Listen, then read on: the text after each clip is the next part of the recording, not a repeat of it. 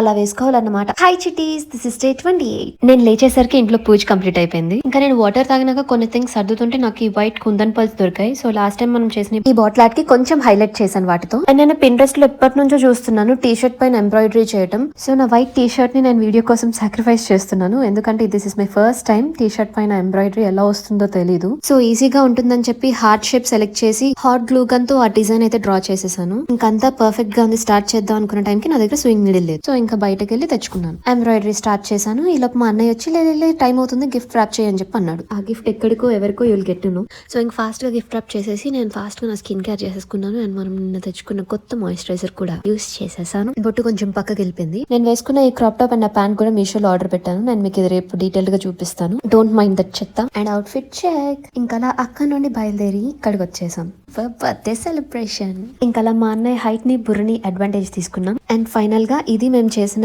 చిన్న birthday decor setup. ఏదైనా మన వాళ్ళ కోసం మనం ఓన్ గా చేస్తే ఆ హ్యాపీనెస్ వేరే ఉంటది. అండ్ బర్త్డే గర్ల్ ని ఒక ప్లాన్ తో బయటకు తీసుకెళ్లారు, కాజ్ ఇదంతా ఒక సర్ప్రైజ్ కాబట్టి. And finally enemy spotted.